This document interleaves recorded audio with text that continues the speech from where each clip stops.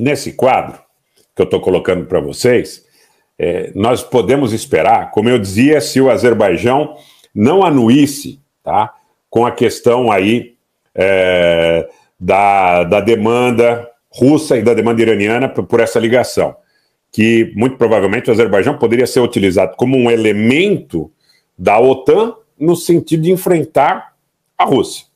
Se ele se alia à Rússia e ao Irã, muito provavelmente ele vai ter que enfrentar a OTAN. Tá?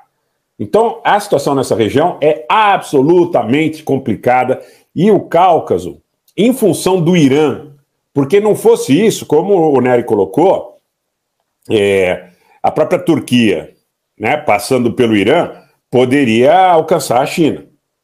Mas tem o Irã no caminho. Então, se você controlar o Cáucaso e controlar o Irã, você bloqueia a Europa na direção da Rota da Seda, gente. Tá? Agora, se o ditador do Azerbaijão perceber que a pressão que se coloca sobre ele, no sentido da fronteira iraniana e da fronteira russa, porque ele tem essas duas fronteiras ao sul e ao norte, respectivamente, que ele vai ter que anuir com essa aliança, tá certo? Muito provavelmente quem se volta contra ele é Washington, Paris e Londres.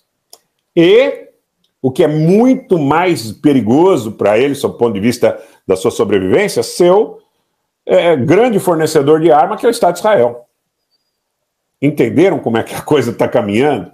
Entenderam como é que a coisa está sendo construída dentro da dinâmica do Cáucaso? Não é por acaso que hoje na Geórgia, grandes manifestações novamente em relação à liberação dos voos diretos de Tbilisi-Moscou.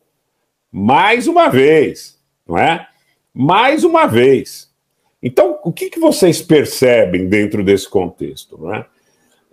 E eu quero colocar isso muito claramente para vocês, que a grande disputa hoje, além do cenário ucraniano, é o Cáucaso. Porque o Irã, quer dizer, para que você tenha uma mudança de governo no Irã, para que você possa contar com o Irã como um caminho da Rota da Seda em direção à China, você teria um processo incerto e muito custoso. Tendo que o Cáucaso fique sob controle da aliança russo-sino-iraniana, porque o Irã, apesar de ser um grande player regional, ele tem a grande influência material dos chineses hoje, até mais do que... Gente, imaginem vocês, se essa coisa prospera, se os russos vendem o famoso Kinzhal para os iranianos, e os iranianos, de alguma forma, usam esse Kinzhal como dissuasão, ou efetivamente atacam Israel com esse Kinzhal. Vejam vocês a que cenário que nós estamos remetendo. Tá? O Nery colocou aqui que a Armênia estaria decepcionada com a Rússia. Olha, eu acho assim, Nery, que para um país como a Armênia, da mesma forma para um país como a Geórgia, né, o Azerbaijão talvez tenha mais recursos em relação à questão do petróleo, em relação às interconexões que isso propicia. Mas é importante, é imperativo que não se fechem portas. Então é importante conversar com todos os atores relevantes. O que há, efetivamente, é uma crítica em relação à questão do bloqueio do corredor, porque houve um acordo no dia 9 de novembro de 2020 que dava à Rússia a gestão do corredor de Lachin com 5 quilômetros de largura, ou corredor de Berdzor para os armênios, e que facultaria que, a partir desse acordo, a República de Artsakh comunicar-se-ia com a República Armênia de maneira livre e desimpedida, tanto para pessoas como para mercadorias de todos os tipos, sem nenhum tipo de controle aduaneiro por parte do Azerbaijão.